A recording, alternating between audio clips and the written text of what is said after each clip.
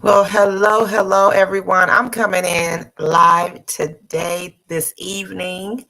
I know it may be late in the evening. Maybe you are winding down, but hey, whatever time I can get in here to provide valuable content to you guys, I'm going to get in. So this was the perfect time for me. And I'm not going to be here before you long, but I did want to share some information I thought that would be helpful to you on your government contracts journey.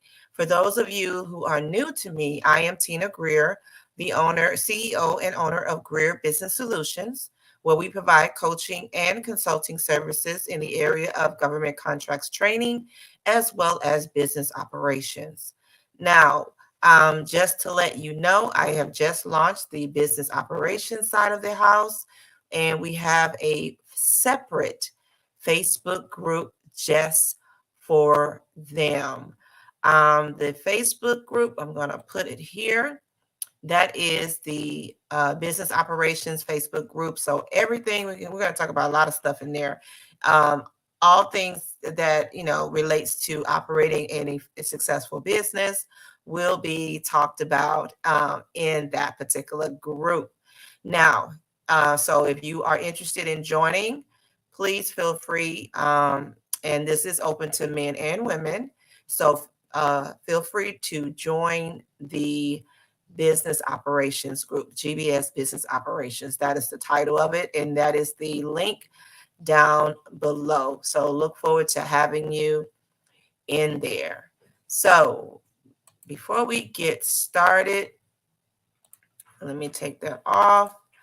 I want to make sure that everyone knows that I am here in the group. Okay, so let's see here. I want to make sure y'all know that I am here. And hopefully you can hear me and see me okay. All right. So what I wanted to talk about today is going through an RFP. A lot of people that are in my group or that I come across in regards to government contracts are new to government contracting, and sometimes feel overwhelmed because there is a lot of information that you have to learn, and there's a lot of steps or processes or paperwork, if you will, that you have to complete, and you have to complete it correctly. If not, you will be deemed non-compliant, and therefore you may be kicked out of an opportunity or kicked out of a bid because you didn't do something correctly. So what I wanted to talk about today is really going through an RFP.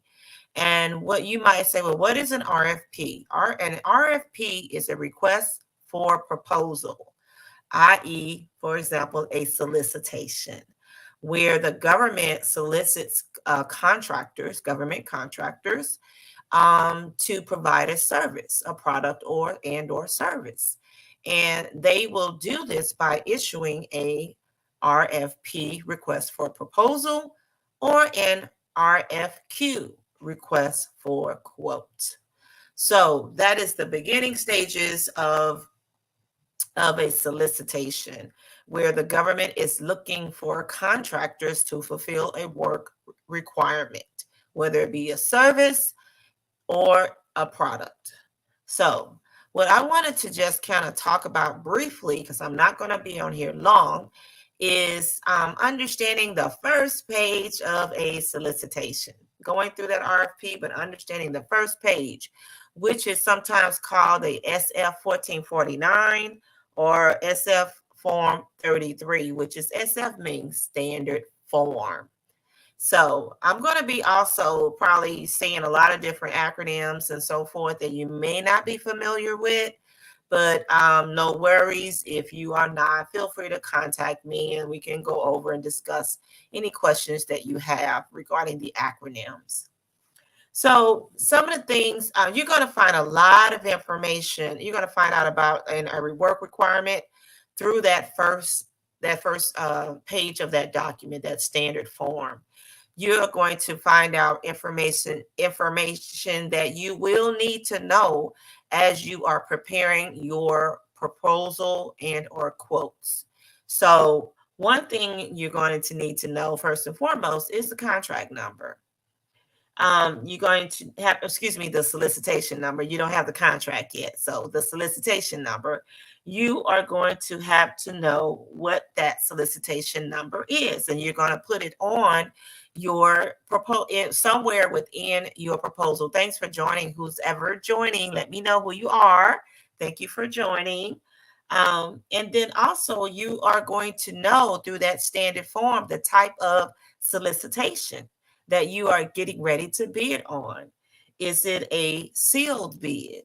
Is it a negotiated bid? A negotiated bid, which is a request for proposal, those are the ones that we actually work on.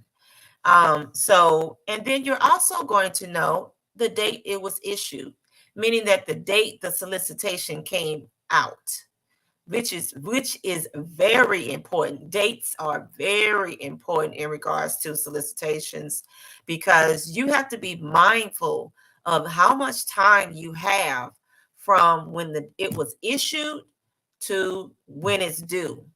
And normally that is within on average a 30-day period, where the government gives you 30 days. Once that solicitation drops, they give you 30 days to prepare a proposal when that proposal is due. So, and again, that's on average. You'll also know exactly the page numbers of how many pages does this solicitation consist of. I have, oh my gosh, I've run across solicitations from maybe 20 pages all the way up to hundreds of pages, like 500 pages in a solicitation, meaning that it had attachments and all and so forth within that, and where you had to have big binders to print it off and then put it in binders and separate them because it was just so large. So it can really vary, but as a new person, you won't come across it may be up to, I just say 100 pages in a solicitation, or 50 to 100 in a particular solicitation, and you might have additional attachments as well. But it's upon you to make sure that you read that solicitation inside and out, know exactly what is required of your company to provide to the government. So there's many times where you'll be reading it 2 or 3 times, where you're going to highlight it and mark it up, because you want to make sure you don't miss anything within that entire solicitation document. So you need to know how many pages you're dealing with. In regards to when I was talking about dates and the importance of dates, I know we're not going to go over all the information tonight, but I just want to touch on some things that you need to be aware of. And then also, I want you to comment if this is something that is of interest to you. I will, do a master class, kind of just breaking down more in detail of that form. And then, if you are interested, just type interested in the comment section. And I'll make sure that I would reach out to you and get your information and let you know when I'm going to have that master class, because this is very important to understand what is required when you are preparing your proposal. Very, very important. Again, when I talked about the dates, the due dates, remember I talked about initially the date it was issued, and you normally have 30 days to turn it in. There's a particular section on the standard form where it would tell you how to prepare your proposal, meaning how many copies they want, as well as the date and time that it is due. For example, if the government says an opportunity is due let's say it's August 3rd today, is due September 4th. September 4th at 3 p.m. Eastern Standard Time. They want the original and 3 copies of your proposal. They're going to be very specific and detailed of what they want, as well as when it is due and the timestamp when it is due. So if it's due at 3 p.m. Eastern Standard Time and you turn it in at 4 p.m. or 3:30 or 3:01, 3:02, 3:03, that is considered late, and they will not evaluate your proposal. Y'all hear me?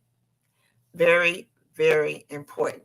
All that work you did to prepare that proposal or that quote, and you turn it in late, it will not be evaluated. Sorry.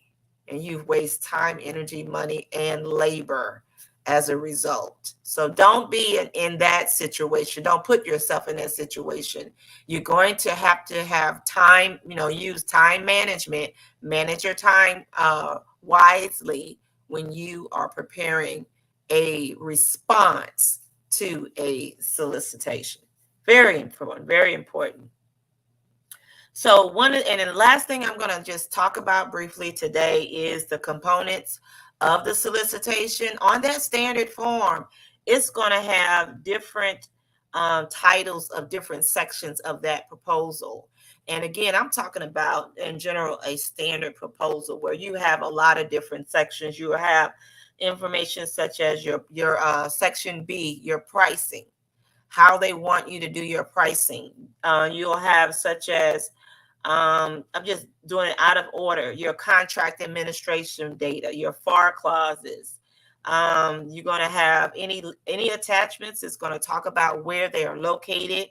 You're going the instruction, section L, how to prepare that proposal, that they'll tell you exactly where that information is, how it will be evaluated for an award. Meaning that what are the evaluators looking for? Would it be best value? Would it be low price technically acceptable?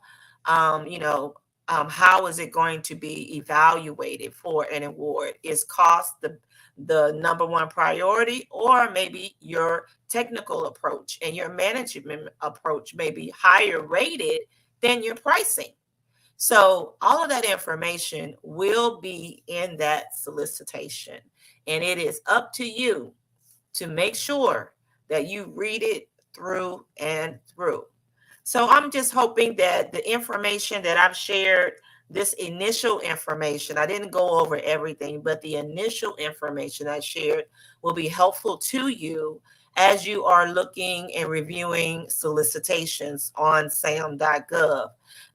So make sure, if you are interested in participating in a masterclass, I'm trying to get a poll. If you're interested in participating in a masterclass to go in more detail on the framework of the solicitation process, feel free to comment in the comment section below, and let me know also where you are chiming in from, and I will reach out to you and let you know more information on when I would do the masterclass. But I need to know if I have enough participation in regards to enough interest in order to have this masterclass. So again, hoping that this information was helpful to those who are actually starting to bid on opportunities. And if you need help, you know how to reach me. Feel free to schedule a connection call with me.